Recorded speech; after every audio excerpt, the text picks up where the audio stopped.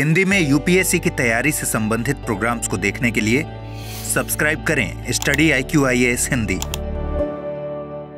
Very very very warm welcome to all of you. This side is Abhinav Kumar Baure और आज मैं आपके समक्ष लेकर प्रस्तुत हूं एक इंपॉर्टेंट न्यूज। और इस न्यूज से हम बेसिकली पाकिस्तान की पूरी ज्योग्राफी, पाकिस्तान का पास्ट और पाकिस्तान का फ्यूचर ये देखने का प्रयास करेंगे। और याद रखिए, ये यूपीएससी पॉइंट ऑफ व्यू से सुपर इंपॉर्टेंट होने वाला है। ये आपके जनरल स्टडीज की अंडरस्टैंडिंग को, आपकी सब्जेक्ट के अंडरस्टैंडिंग को और ओवरऑल एक अवेयर सिटीजन को जिस तरीके से पता होना चाहिए अपने नेशन की जियोपॉलिटिक्स के बारे में, अपने नेबर नेशंस की जियोपॉलिटिक्स के बारे में, इस सभी का एक बेहतर सोर्स आज का ये वीडियो होने वाला है। I will try to cover all the topics जो इससे रिलेटेड हो। मैं ये प्रयास करूंगा कि इससे संबंधित सारे टॉपिक्स को हम आज समझ लें।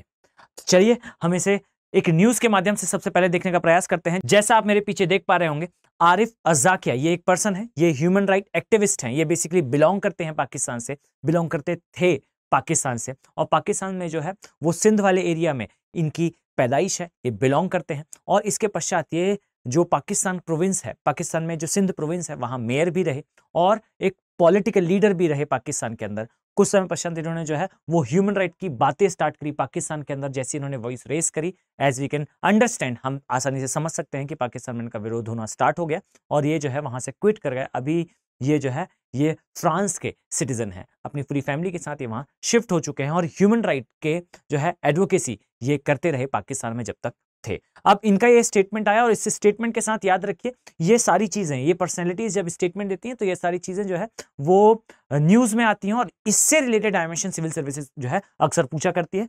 तो आइए इसे हम स्टार्ट करते हैं। अब मैं यहां पर पाकिस्तान का पूरा नक्शा ड्रॉ करूं और उसके बाद आपको एक एक चीजें जो है उसके जियोपॉलिटिकल एस्पेक्ट के बारे में समझाऊं। उसके पहले आप समझिए, ये समय है, ये दौर है 1947 का। और अगर मैं आपसे कहूं उस समय जब पाकिस्तान का एस्टेब्लिशमेंट हुआ था, यहां पर 1947 के बाद से एक स्टेटमेंट जो है बार बार कोट किया जाता था, बार बार कहा जाता था कि पाकिस्तान एक हरीडली मेड नेशन है, अर्थात जल्दबाजी में बनाया गया नेशन है। और अगर भारत को ये पता होता, भारतीयों को ये पता होता कि जिन्ना बेसिकली जो है वो खत्म होने वाले हैं, जिन्ना की मृत्यु होने वाली है, बेसिकली मोहम्मद अली जिन्ना जो पाकिस्तान के फाउंडर्स में से एक है, जो पाकिस्तान की स्थापना में एक महत्वपूर्ण रोल प्ले करने वाले पर्सन है, आप पाएंगे कि उन्हें टीबी था और जिन्ना को टीबी था, जिन्ना ने ये बात कभी किसी से शेयर नहीं करी।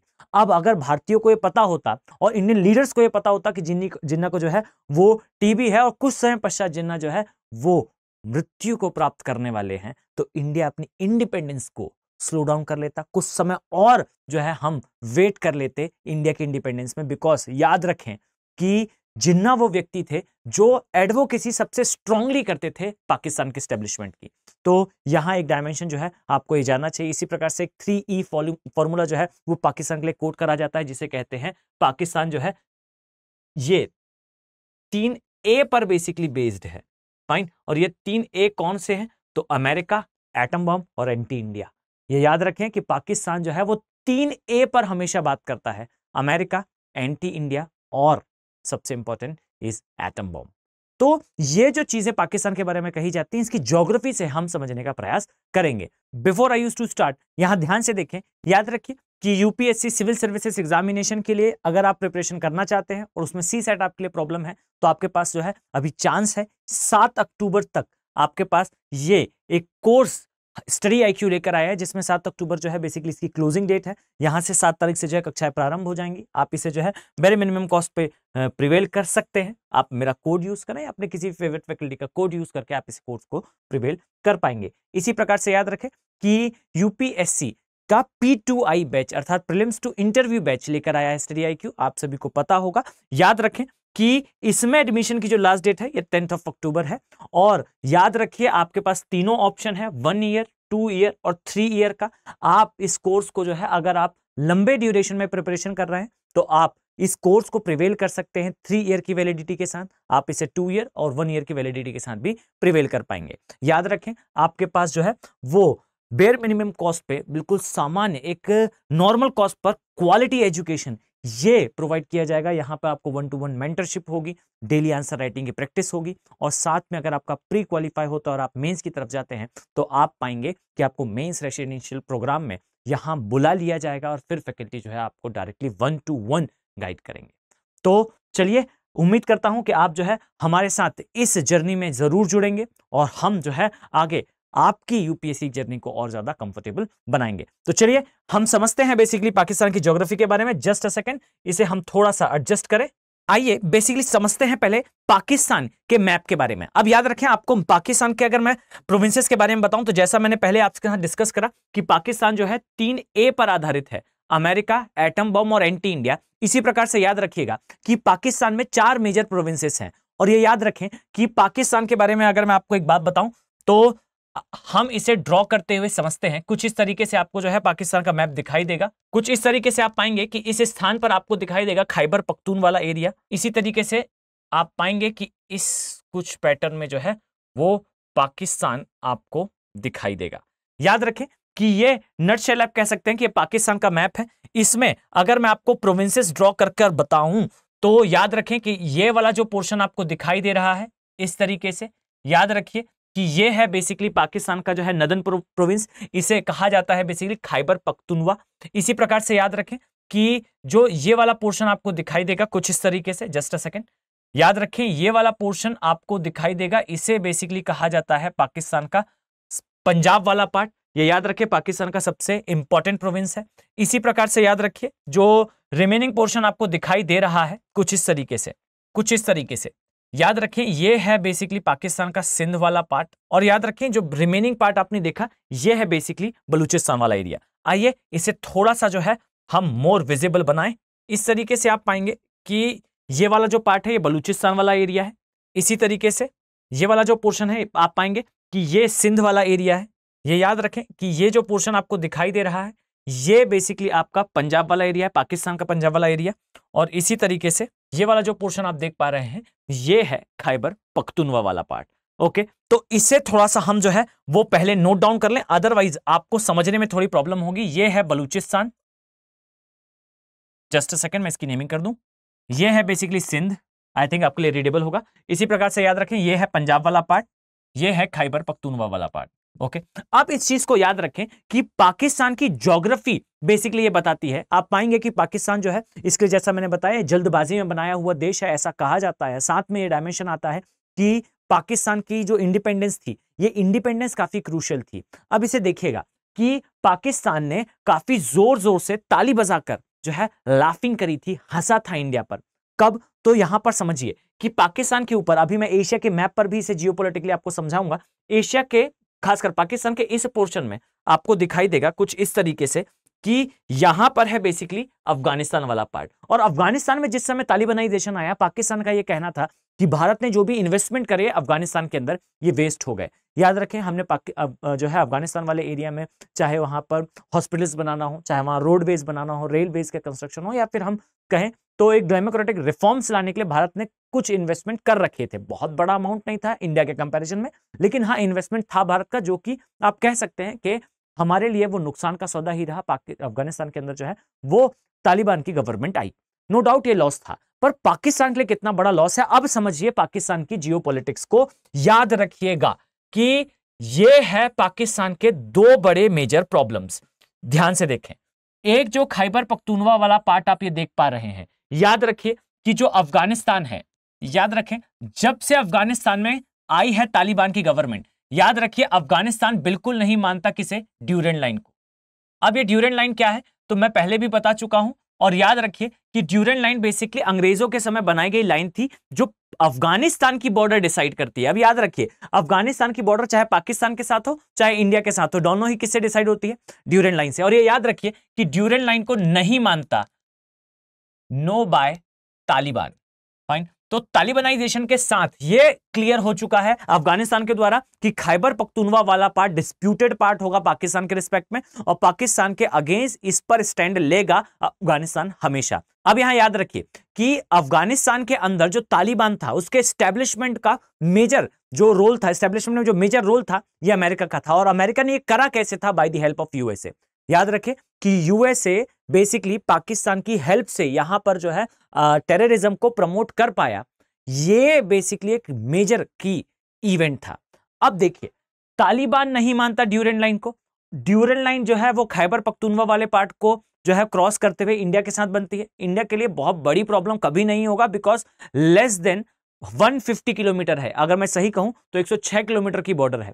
अब खैबर पख्तूनवा वाला पार्ट अगर अफगानिस्तान प्रोक्लेम करता है तो कौन है ये अफगानिस्तान और कौन है तालिबान? याद रखिए यूनिपोलर वर्ल्ड का सबसे बड़ा सुपर पावर यूएसए था, और याद रखिए कि यूएस आर्मी और यूएस का इंटरवेंशन रहा अफगानिस्तान के अंदर, तब भी तालिबान को कंट्रोल नहीं कर पाया यूएसए। तो फिर Pakistan I don't think is a big player, पहली चीज। और दूसरी चीज ये याद रखें कि इस स्थान पर आप पाएंगे अफगानिस्तान के अंदर, इसे कहा जाता है ग्रेवयार्ड ऑफ एम्पायर्स, अर्थात बड़े साम्राज्यों का कब्रिस्तान। यहां ब्रिटेन घुसा, और याद रखें ब्रिटेन जो है अनसक्सेसफुल रहा। इसके पश्चात इसके अंदर यूएसएसआर घुसा, और याद रखें यूएसएसआर कितना बड़ा राष्ट्र था, तो प्लूटो से बड़ा साइज था, सरफेस एरिया था यूएसएसआर का। वो यूएसएसआर की आर्मी इधर इन्वेट करने गई, बेसिकली इंटरफेरेंस था, वहां पर ऑक्यूपेशन करा, और ये भी फेल रहा। और याद रखें कि जब भी कोई एम्पायर इसके अंदर गया, बाहर आने पर वह एम्पायर खत्म ही हुआ है, श्रापित जगह जैसा माना जाता है। ब्रिटेन जब एंटर करा था तब बाहर आने पर भी ब्रिटेन का लॉस हुआ था। इसी प्रकार से यूएसएसआर जब एंटर करा, याद रखें बाहर आया और यूएसएसआर का डिसइंटीग्रेशन हो गया। इसी के पश्चात आप देखेंगे कि यूएसए एंटर करा, और ध्यान से देखिए कि जिस साल यूएसए अफगानिस्तान से बाहर आया है, उसी साल से यूएस हेगेमनी को चैलेंज दे रहा है रशिया बाय इन्वेडिंग यूक्रेन। और यूक्रेन बार बार जो है वो यूएसए से हेल्प चाह रहा है, और यूएसए इज न्यूट्रल, और यूएसए हेल्प नहीं कर रहा, डायरेक्टली वॉर में नहीं आ रहा। ये इंडिकेट करता है कि यूएस हेगेमनी में ये एक बड़ा चैलेंज है। तो ये अफगानिस्तान वाला पोर्शन है जो खैबर पख्तूनवा वाला पार्ट से जो है डिस्प्यूट आता है। इसी प्रकार से याद रखिएगा, अब जो मैं आपको बताने वाला हूं ये है बेसिकली बलूचिस्तान वाला पार्ट।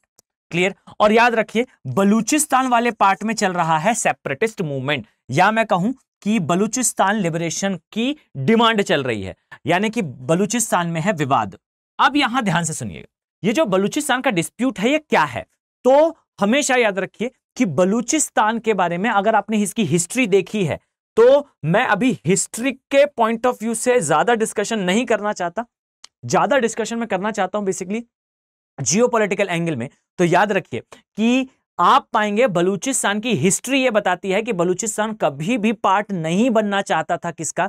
पाकिस्तान का। यहां पर जो बलूच सेपरेटिस्ट हैं उनका स्टेटमेंट्स हैं, और उनका ये लिखित अर्थात रिटन डॉक्यूमेंट है यूएन में तक, कि आप पाएंगे यूएन में एग्जैक्टली डायरेक्टली डॉक्यूमेंट नहीं पहुंचा था, पहुंचाने का एक समय 2012 के आसपास जो है प्रयास करा गया था। कभी इस पर डिटेल में डिस्कशन करेंगे कि एग्जैक्टली यूएन तक कैसे पहुंचे थे बलूच एक समय पर अपना व्यूज रखने के लिए। अब यहां वापस आए तो याद रखें कि जो बलूचिस्तान है, यहां पर आप पाएंगे कि शुरुआत से कहा जाता था कि बलूचिस्तान के लोग कभी भी पाकिस्तान का पार्ट नहीं बनना चाहते थे, बट बलूचों के पास कोई और ऑप्शन नहीं था रादर देन पाकिस्तान। अब धीरे धीरे करके डिमांड ये आ रही है कि बलूचिस्तान को बेसिकली सेपरेट कर दिया जाए, बलूचिस्तान जो है वो एक अलग देश बनकर निकले। अब यहां याद रखें ऊपर वाला पार्ट खैबर पख्तूनवा अफगानिस्तान प्रोक्लेम करता है, नीचे वाला पार्ट अलग होना चाहता है। और यह भी याद रखिए कि अफगानिस्तान के अंदर तालिबान की गवर्नमेंट आने के पश्चात इनका स्टेटमेंट था, we are with our Baloch भाई, हम अपने बलूच भाइयों के साथ हैं। यानी कि यह भी पक्का है कि जितने ज्यादा कंसोलिडेट होगी तालिबान की गवर्नमेंट अफगानिस्तान में, उतना ज्यादा अनस्टेबल होगा पाकिस्तान, और उतना ज्यादा जो है पाकिस्तान को सफर करना पड़ेगा इस बलूच एरिया में। अब ये इसका एक जियोपॉलिटिकल एंगल हुआ। आइए इसे एक बार जो है हम इस तरीके से समझे कि पाकिस्तान का एक्चुअल में जो मैप है, जो इसका फिजिकल मैप है, वो इस एरिया को और ज्यादा क्रूशियल बनाता है। ध्यान से देखिएगा, अभी हम इसे ड्रॉ करना स्टार्ट करते हैं। याद रखें आपको कुछ इस प्रकार से जो है वो पाकिस्तान का फिजिकल मैप दिखाई देगा। जस्ट अ सेकेंड, कुछ इस तरीके से आपको जो है वो पाकिस्तान का फिजिकल मैप दिखाई देगा, जहां पर आप पाएंगे कि रिवर्स भी हैं ड्रेनेज एरिया के साथ, साथ ही आपको दिखाई देगा कि मरुस्थलीकृत एरिया भी है। थोड़ा सा इसे रिकरेक्ट करा जाए और फिर हम इसे आगे कंटिन्यू करते हैं। अब यहां ध्यान से देखिएगा, जस्ट अ सेकेंड, इसे जो है सेंटर पर लाया जाए। अब यहां ध्यान से देखिए, याद रखें आपको इस एरिया में कुछ इस प्रकार से पर्वत श्रेणियां दिखाई देंगी। सबसे पहले तो याद रखिए पाकिस्तान जो है अपने आप को रेडिकल नेशन प्रूफ करने पर लगा हुआ है, लेकिन आप पाएंगे इसके सबसे ऊपर वाले पार्ट में यहां आपको हिंदू कुश पर्वत दिखाई देता है। फाइन, और हिंदू कुश श्रेणी यहां से स्टार्ट होती है। तो सबसे नदन पार्ट में अर्थात उत्तरी भाग में यहां आपको दिखाई देगा हिंदू कुश वाला पार्ट। अब यहां ध्यान से देखें, यहां से आप नीचे आएंगे तो याद रखिए आपको इस पार्ट में दिखाई देगी एक पर्वत श्रेणी, इसे कहा जाता है सुलेमान श्रेणी। अब याद रखिए जो सुलेमान रेंज है, जस्ट अ सेकंड मैं इसे प्लॉट कर लूं। अब याद रखें ये सुलेमान श्रेणी है। इसी प्रकार से आपको जो है इस स्थान पर भी एक श्रेणी दिखाई देगी, इसे मार्क जरूर करिएगा। यह है बेसिकली पाकिस्तान के लिए क्रूशियल, इसे कहा जाता है मकरान रेंज, और खासकर इसे जो है कोस्टल मकरान अर्थात तटीय मकरान की श्रेणी के नाम से जाना जाता है।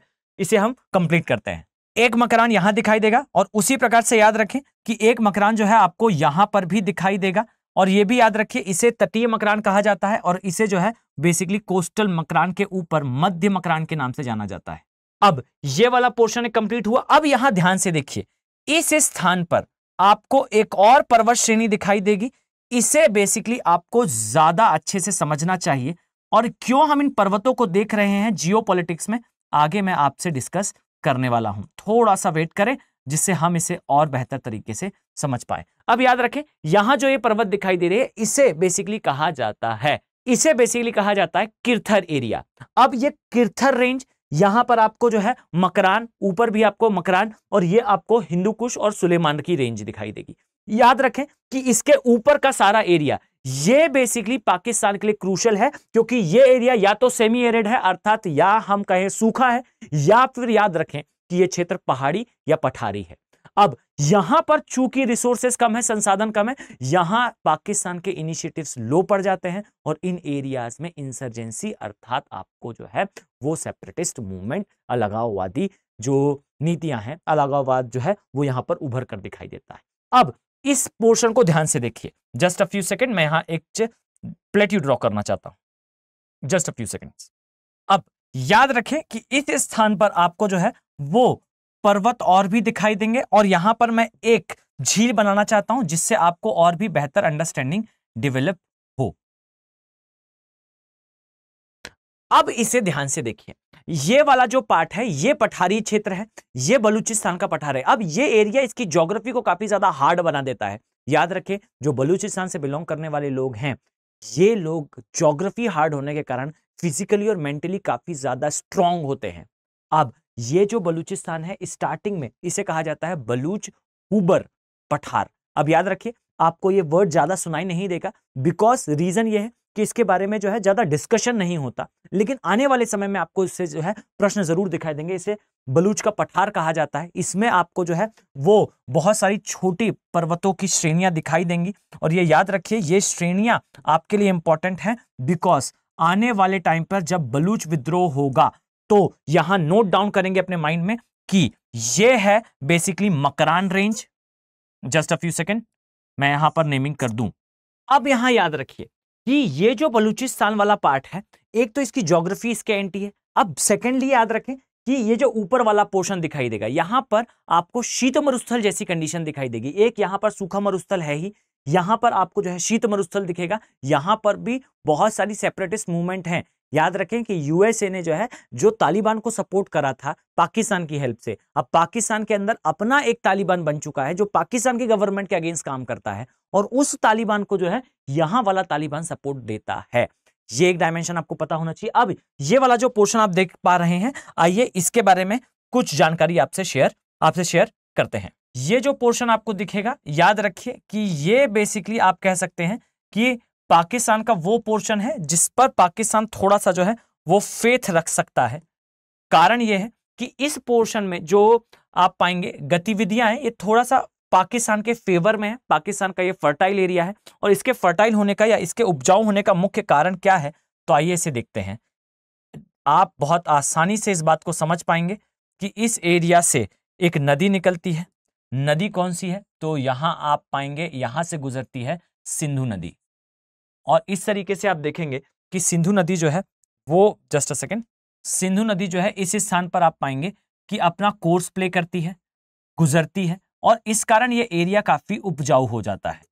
तो चूंकि यहां सिंधु की उपस्थिति है, सिंधु का एरिया है, इस कारण ये एरिया फर्टाइल है, और साथ में इसकी सहायक नदियां भी आपको इस स्थान पर दिखाई देंगी कुछ इस तरीके से।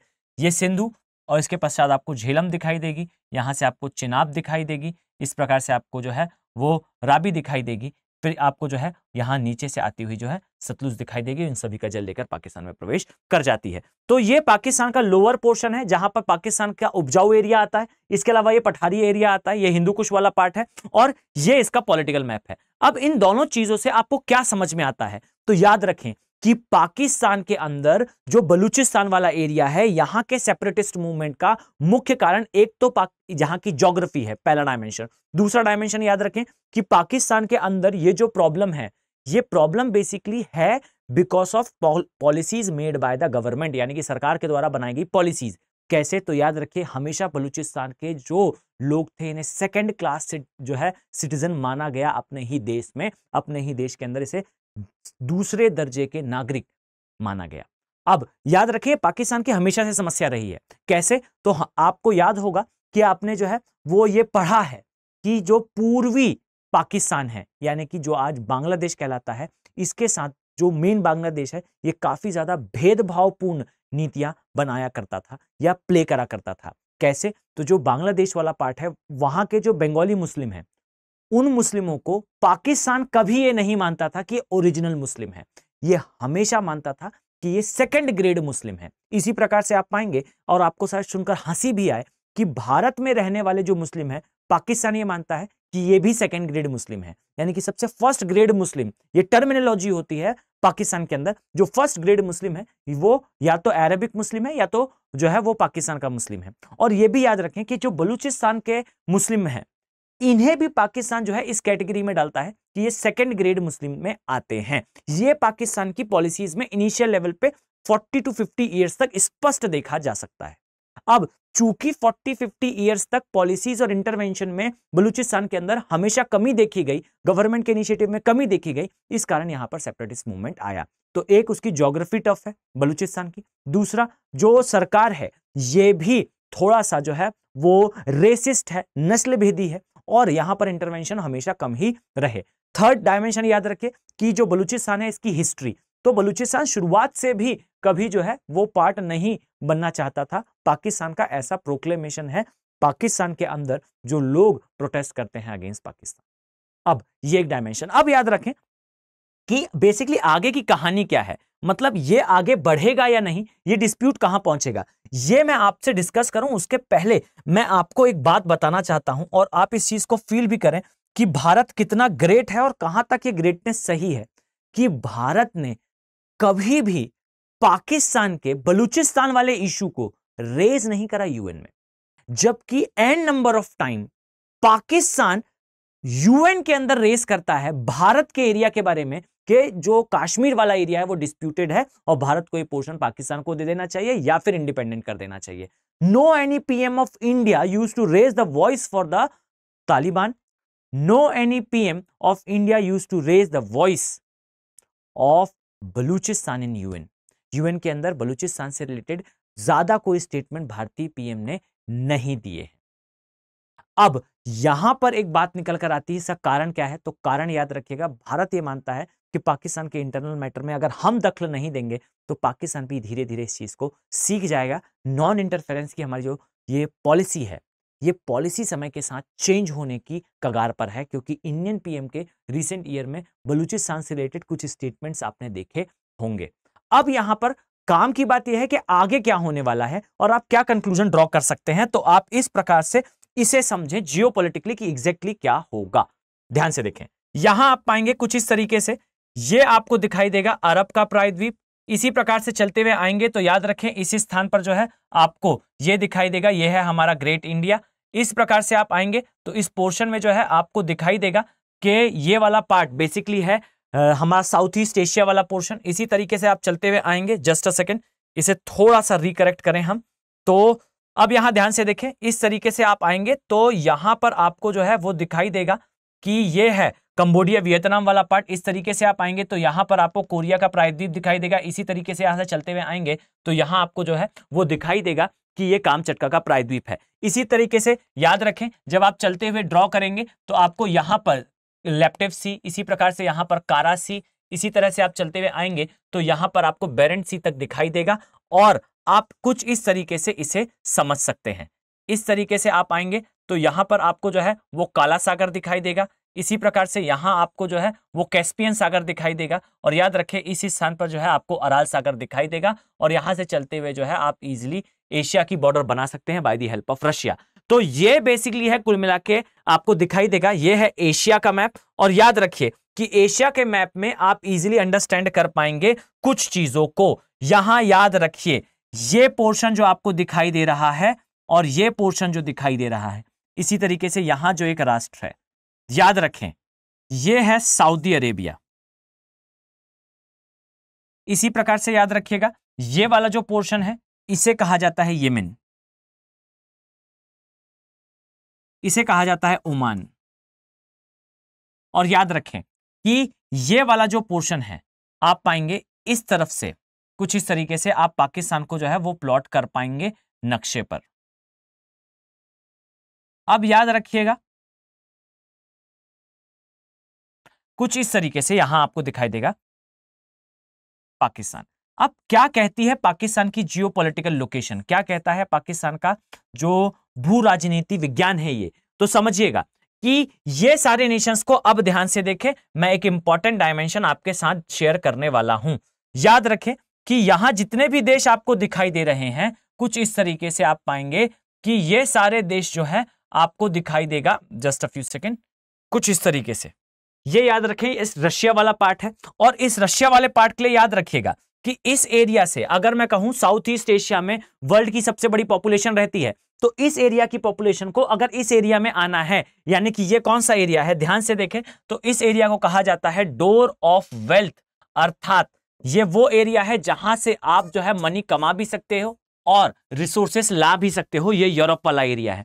अब अगर कोई भी साउथ ईस्टर्न नेशन, चाहे वो इंडिया हो, चाहे वो इंडोनेशिया हो, चाहे मलेशिया हो, वियतनाम हो, कंबोडिया हो, लाओस हो या चाइना हो, अगर कोई नेशन यूरोप के साथ ट्रेड करना चाहता है तो उसे बेसिकली यहां तक पहुंचने में कौन कौन से एरियाज को फॉलो करना पड़ेगा। यहां पर मैं एक जियोपॉलिटिकल थिंकर की थ्योरी आपके साथ डिस्कस करूंगा। याद रखें, एक थिंकर थे जिनका नाम बेसिकली हम अभी यूज नहीं करेंगे, आगे आने वाली क्लासेस में इनके नाम से आपको परिचित कराऊंगा, अगर हम इस सीरीज को कंटिन्यू इस प्रकार से रख पाए तो। याद रखिए, इनका स्टेटमेंट था कि इलाहाबाद से इस्तांबुल तक। अब सोचे कि जर्मन पर्सन जो है इलाहाबाद की बात कर रहा है। यहां याद रखें, उनका कहना था कि इलाहाबाद से इस्तांबुल तक अगर एक कैनाल बना दी जाए, अगर एक नहर परियोजना बना दी जाए और सारी रिवर्स को आपस में इंक्लूड करते हुए यदि जोड़ दिया जाए, तो पूरा एशिया जो है वो डेवलप्ड कैटेगरी में आएगा। एक एक राष्ट्र एशिया का जो है वो रिच होगा। अब याद रखिए, ये जो स्टेटमेंट है ये क्या बताता है, ये क्या दर्शाता है, तो आप पाएंगे कि अगर यहां से एक कैनाल बनाई जाएगी तो वो कैनाल बनेगी कैसे। यहां से आप देखेंगे तो गुजरेगा गंगा वाला एरिया, फिर सिंधु वाला एरिया, फिर यहां पर जो है टिग्रिस और यूफ्रेटस नाम की नदियां हैं। यहां से होते हुए आप अराल सागर जाएंगे, अराल से होते हुए आप कैस्पियन जाएंगे, कैस्पियन से होते हुए आप काला सागर जाएंगे, और काला सागर के आगे जो है आपको इस्तांबुल वाला एरिया दिखाई देगा। अगर इतना इंट्रीग्रेटेड अगर कोई प्रोजेक्ट हो तो आप सोच कर देखिए ये नेशन कितनी आसानी से यूरोप पहुंच सकते हैं। और जितना ज्यादा इंफ्रास्ट्रक्चर होगा उतना ज्यादा ट्रेड होगा, उतनी ज्यादा इनकम होगी। अब यहां याद रखें कि ये जो है कुछ इस प्रकार से आपको दिखाई देगा यहां वाले एरिया में, यहां वाले एरिया में तथा यहां वाले एरिया में, इनमें कनेक्टिविटी। अब ये जो ऊपर वाला पार्ट है, याद रखें कि ये पोर्शन से जाना वैल्यू फॉर मनी हो ही नहीं सकता। एक तो यहां से चलते हुए आपको बहुत ऊपर तक जाना पड़ेगा, और यहां से रशिया जाने भी नहीं देगा, और ये एरिया काफी ठंडा भी है। अब बचा वाला ये जो पोर्शन है, बहुत ध्यान से देखेंगे इसे, याद रखें, ये जो बचा हुआ पोर्शन है, ये जो आप देख पा रहे हैं, याद रखें ये पोर्शन भी काफी ज्यादा पहाड़ी है, पठारी है। यहां पर भी आपको टियन शान, कुल्लू शान, पान शान, अल्तुन शान दिखाई देंगे। इसी प्रकार से आपको यहां पर जो है वो कुछ ऐसे पठार दिखाई देंगे जिन्हें विन कर पाना। पामीर का पठार, इसे विश्व की छत कहा जाता है। तिब्बत का पठार, यह विश्व के सबसे कठोर पठारों में से एक है, सबसे गर्म पठारों में से एक है, और सबसे ज्यादा जो है टफ ज्योग्राफी वाले एरियाज में से एक है। अब ना आप इस एरिया से जा सकते, ना आप इस एरिया से जा सकते, लेकिन आप ध्यान से देखें कि ये जो पोर्शन आपको दिखाई देगा, जस्ट अ फ्यू सेकेंड, ये जो पोर्शन आपको दिखाई देगा कुछ इस तरीके से, यहां से आपको जो है वो दिखना प्रारंभ कर जाएगी हरियाली।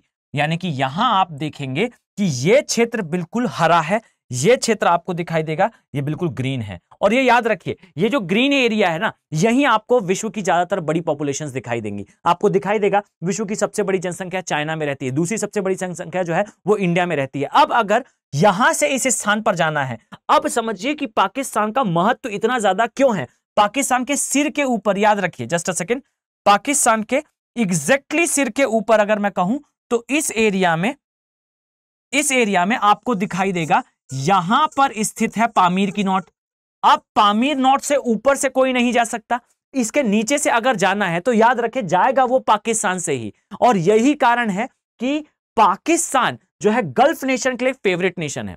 कारण क्या है? कारण सभी को पता है कि विश्व की सबसे बड़ी जनसंख्या इधर निवास करती है।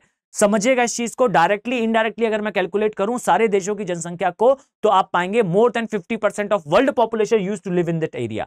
विश्व की 50% से ज्यादा जनसंख्या जो है इस एरिया में निवास करती है। और याद रखें कि यह सारी जनसंख्या के लिए मार्केट और रिसोर्स ये आ सकता है यूरोप से, ये आ सकता है इस देशों से। अब इन देशों तक पहुंचना जरूरी है, कनेक्टिविटी जरूरी है। अब समझिए ऊपर वाले हिस्से से जा नहीं सकते, इस एरिया से एंट्री हो नहीं सकती, और अगर एंटर करना है तो गेटवे होगा पाकिस्तान, और पाकिस्तान के बाद सेकंड मोस्ट फेवरेट एरिया होगा अफगानिस्तान। ये याद रखिए कि कभी हम जब डिस्कस करेंगे अफगानिस्तान की ज्योग्राफी के बारे में, तब हम डिटेल में देखेंगे अफगानिस्तान में ही क्यों सारे एम्पायर्स एंटर करे। तो याद रखिए पाकिस्तान जियोपॉलिटिकली काफी इंपॉर्टेंट है, लेकिन अब यहां पर एंट्री होती है सेकंड डायमेंशन की। Before I used to start, इसमें हम नेमिंग कर देते हैं। अब यहां ध्यान से समझिए, याद रखिएगा कि इस एरिया के सेपरेटिस्ट मूवमेंट को कोई सपोर्ट नहीं कर रहा था, लेकिन इसमें अब एक नया डायमेंशन है। याद रखिए इस स्थान पर आपको दिखाई देगा कि जो ओमान है और जो यूएई है,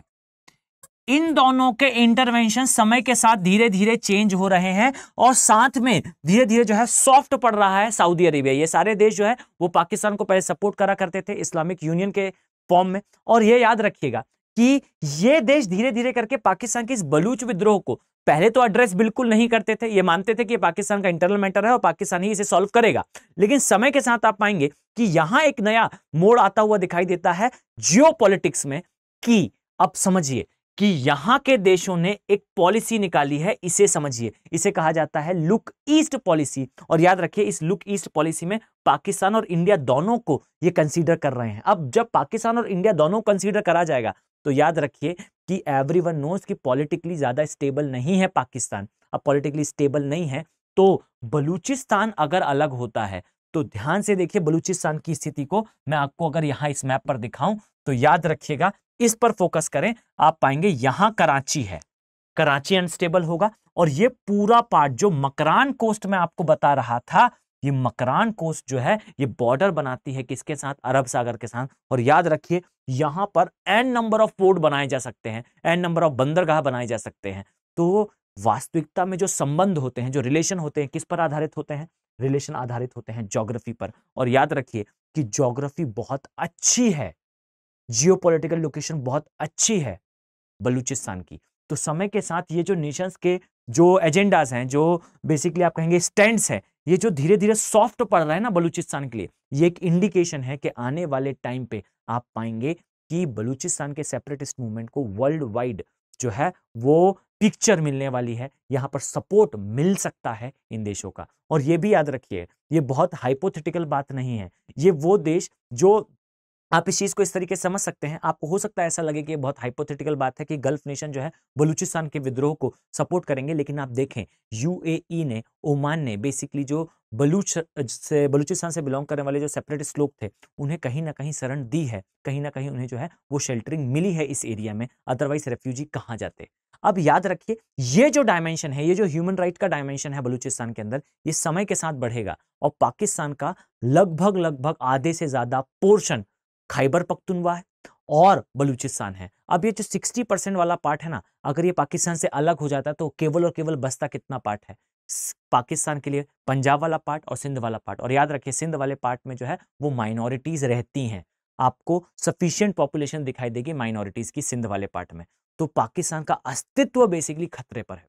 और यह भी याद रखिए कि बलूचिस्तान की ज्योग्राफी सुपर इंपॉर्टेंट है, बिकॉज ये और भी ज्यादा पास है गल्फ नेशन से, यानी कि खाड़ी देश अगर सबसे ज्यादा इन्वेस्ट करना चाहते हैं पाकिस्तान में, तो उसका रीजन ये है कि इन नेशन के सबसे पास जो स्टेबल देश है वो पाकिस्तान दिखाई देता है। स्टेबल है नहीं उतना, पर फिर भी जो है वो स्टेबल दिखाई देता है। अब याद रखें बेस्ट ऑप्शन पाकिस्तान और इंडिया है। अब अगर उससे भी पहले इन्हें बलूचिस्तान मिल जाता है, और अगर बलूचिस्तान के एस्टेब्लिशमेंट में ये कंट्रीब्यूट कर देते हैं, तो बलूचिस्तान अलाइन नेशन होगा गल्फ नेशंस का। ये इनके लिए एक बड़ा चेंज होगा। तो ये बेसिकली कंप्लीट स्टडी थी अबाउट पाकिस्तान। अगर आप इसी प्रकार से जो है वो वीडियोस देखना चाहते हैं, इसी प्रकार से भारत की और भारत के आसपास की जियोपॉलिटिक्स को समझना चाहते हैं, तो आप अपने सुझाव कमेंट सेक्शन में जरूर मेंशन करें, हम और भी ज्यादा डिटेल में चीजों को समझाने का प्रयास करेंगे। आप अपने सुझाव कमेंट सेक्शन में देंगे, इस आशा के साथ हम मिलते हैं नेक्स्ट वीडियो में। Have a very nice day. Thank you. Hindi में यूपीएससी की तैयारी से संबंधित प्रोग्राम्स को देखने के लिए सब्सक्राइब करें स्टडी IQ IAS हिंदी।